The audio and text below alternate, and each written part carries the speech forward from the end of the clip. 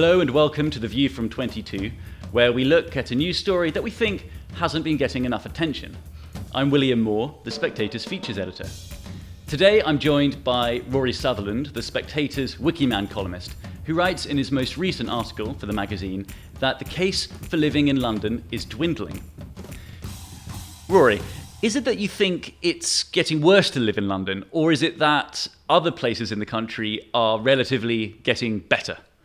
So I think this is something you only really notice if you're over 45, perhaps.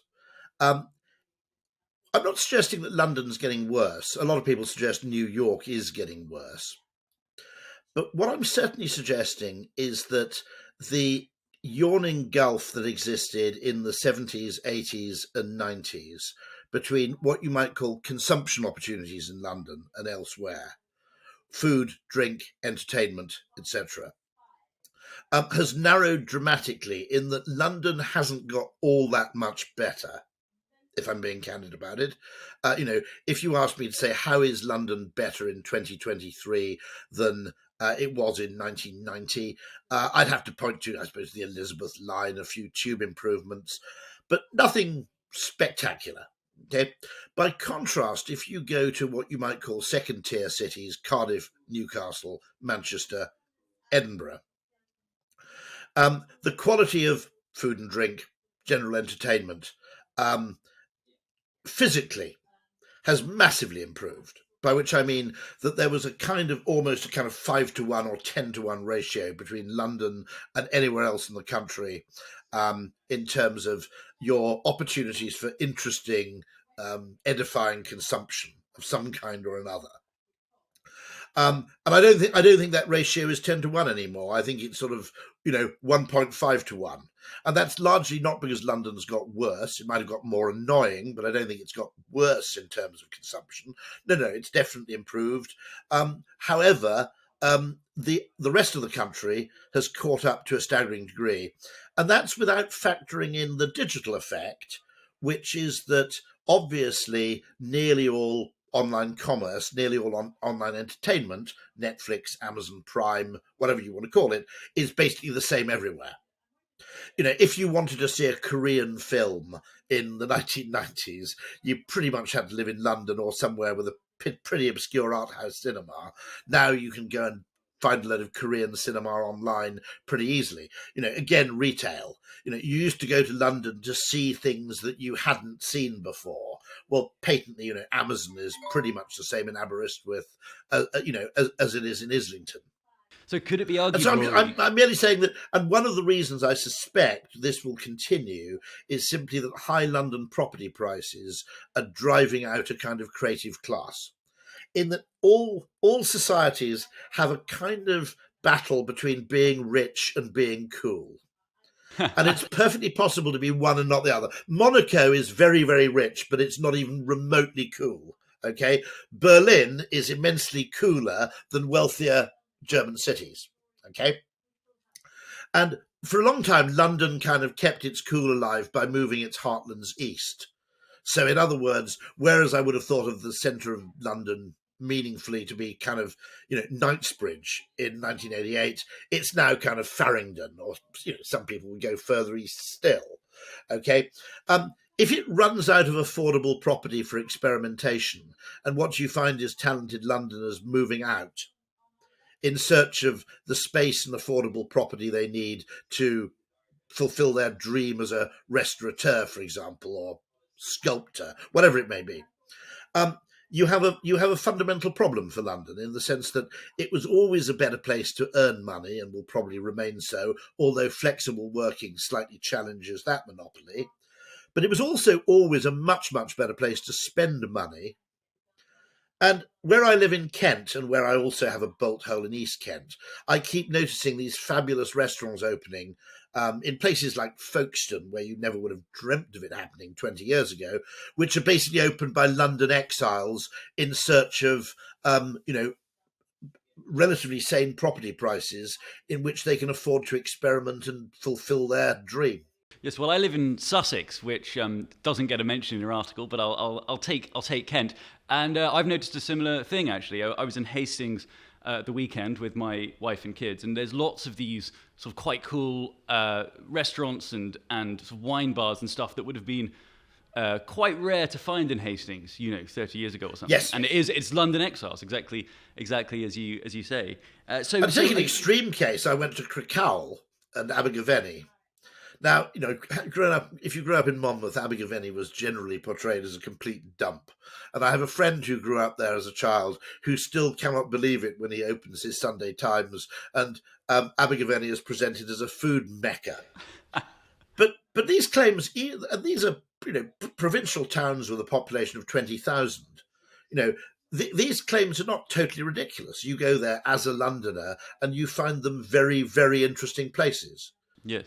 And genuinely, I'll be absolutely candid. When I went back to if I went back to Abergavenny from London in the late 80s or early 90s, I would have been crawling up the wall in about 3 or 4 days. So are you arguing, Rory, that from sort of one way of looking at things, when we're talking about levelling up rural communities or smaller towns and so on, are you arguing that actually a lot of these places have, in a sense, already had a sort of levelling up? Yeah, so, maybe it's a kind of asymmetry here in that I suppose the world isn't discovering new cuisines, okay? There aren't any undiscovered cuisines really of any merit. And so it used to be, if you just take food as a kind of benchmark, it used to be the fact that, London, you would find Korean, Lebanese, Vietnamese, the whole panoply of stuff. Whereas basically in the provinces, you had often, by the way, a very good Indian restaurant.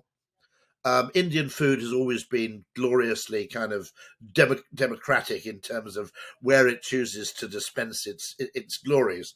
But nonetheless, there was the Indian and there was the Chinese. And in the words of the comedian, Stuart Lee, there's a bella pasta, but you have to book. It was that kind of limitation. And you simply don't see that anymore, that actually that provincial towns repay curiosity at almost the same rate that London does. Mm. Yes, so you mentioned that in your piece that London is sort of doubly hit if you live in London, because you have now a situation where if you pay rent or a London mortgage, it's a lot of money you're losing each month to that. But then additionally, there are sort of fewer places that make it worth spending money in London relative to the rest of the country. Yes, and most of the action there, London will always be a massive, in a sense, it'll always be a massive spur to innovation simply because of the different people who collide there. But what I am saying is that what you might call the London-Newcastle, London-Manchester gap, and even to some extent, the London to Tunbridge Wells gap, is simply not what it was. The London to Hastings gap, okay? And so in terms of kind of hipster opportunities and kind of curious opportunities for interesting forms of consumption, it's not the fact that, no one in Pembrokeshire knows what a latte is. You can forget about that. You'll probably find a coffee shop that's as good in Haverfordwest. I'm really sticking my neck out here because I haven't been to Haverfordwest. But my hunch is that there's a pretty cool, coffee shop in Haverfordwest where you can get something which is as good as everything but the weirdest place in Shoreditch. Whereas previously sushi would be another example. But it does seem to be fundamentally interesting, and of course I mentioned the digital role in this, that you don't feel cut off from either other people. And it only requires a certain amount of a London exodus to provide critical mass, I think, for people to move elsewhere. Well, that critical mass is important, isn't it? Because part of the reason that people are reluctant to move out of London, it isn't just a sort of consumer point about what you can and can't buy. It's about the other types of people who are there. And there's an interesting question to be looked at there, which is undoubtedly, no one's going to argue this for a second, there are more interesting people in London than anywhere else in the UK, quantitatively, okay? The difference I notice between that and Deal, where I go for general sort of escapes from time to time, is in London you meet 100 interesting people, but you meet them once a year. In Deal, there are 20 interesting people whom you meet 5 times a year. And actually, meeting the same interesting people repeatedly is more akin to a proper relationship than having these kind of fairly fleeting encounters with fascinating people, all of which, by the way, require 6 weeks pre-planning in order to happen. That's one of the great things about smaller places is there's some evidence that people are happiest in market towns.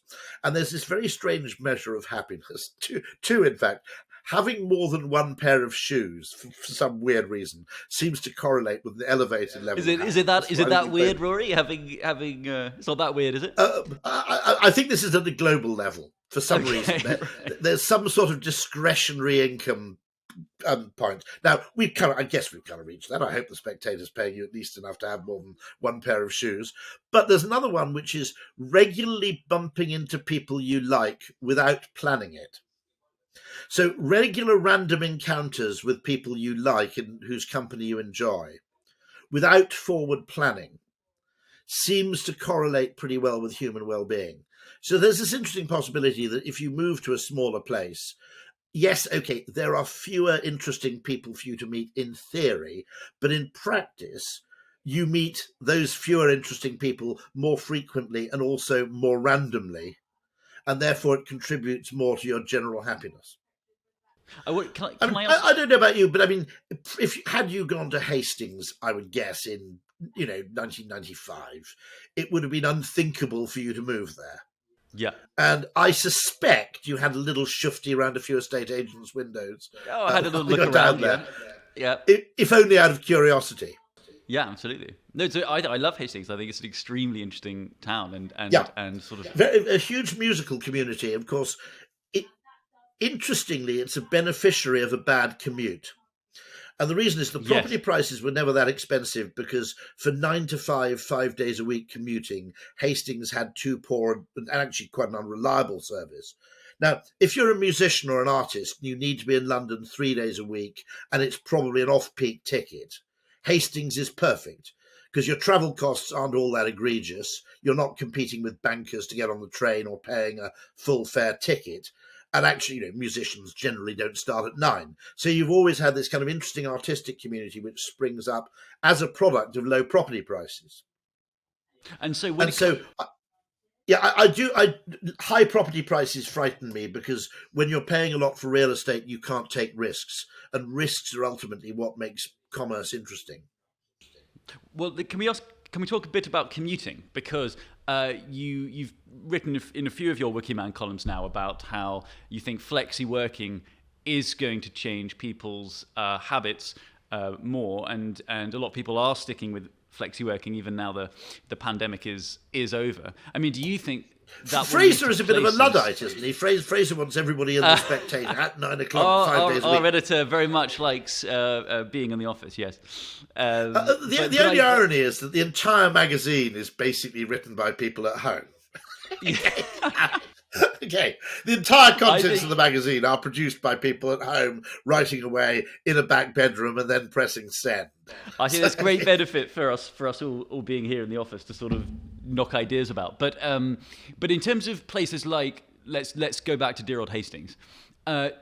Do you think that its future looks even brighter because of things like Flexiworking? There are going to be more people who think, well, if I had to go to London every day of the week, I can't live in Hastings. But if it's only 2 days a week, 3 days a week, then...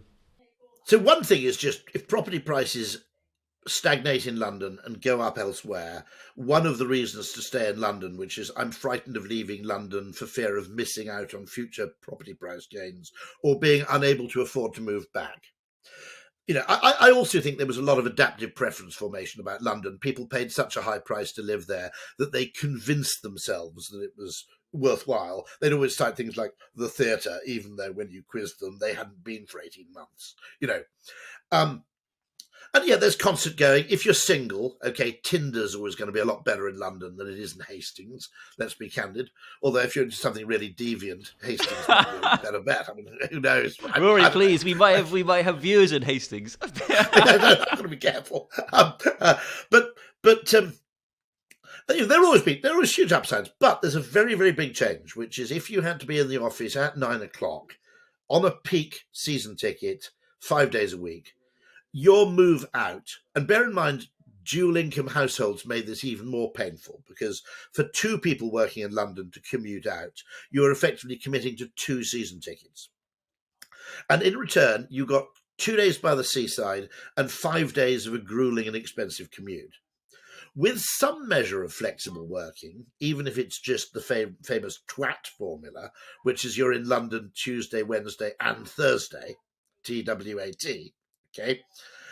With some measure of flexible working, let's say you go into London 2 or 3 days a week. You might be getting 5 days by the seaside in return for 2 days of a commute, one of which might be on an off-peak ticket, which off-peak day return, which costs you almost nothing. So there's something fundamental about that ratio, which is it used to be 5-2 in favour of London, and now it's arguably 5-2 in favour of Hastings. Now that's a ratio of 25/4, which is 6.25, which suggests that moving out to Hastings is now 6.25 times more appealing than it once was. That's a big factor. So when you reverse a ratio, 5-2 versus 2-5, that's a big number mathematically. And I think we have to just accept the fact that this is not bad news, by the way, because, I'm a Georgist. And one of the things I notice, one of the things I agree with Henry George about, is that whenever economic activity depends on its location for its performance, increasingly the gains don't go to the worker, they go to the landowner or the freeholder. And I think London is an appalling rent-seeking bloody economy, actually. It's a rich economy, but actually the people actually producing the wealth don't get to see very much of it compared to the people who are, the buy-to-let landlords and the commercial property owners who are effectively just sucking out most of the gains by dint of, a kind of modern-day feudalism. And if you take our younger stuff, I'm fine. Okay, I'm 57. I kind of rode a bit of a property wave. I bought property when it was still relatively sane. If you look at my junior colleagues in their 20s and 30s, after they've paid tax, 50% of their income, 50% of their after-tax income basically will go on accommodation and transportation. Now, that's not good for the fun economy. It's an enormous absorption of what could be discretionary wealth into the hands of, general rent-seeking landlords and TfL. And so, and actually, the restaurateur who opens in Mayfair, okay, well, essentially, you can understand. I mean, where I'm in Deal, one of the restaurants has a chef who came from the Chiltern Firehouse. There's an extraordinary place called Updown House, which is opened in a farmhouse sort of 5 miles out of town. Now, what they've done is they've started from a basis where we don't have to make 50,000 a month to break even. It's a wonderful place from which to start.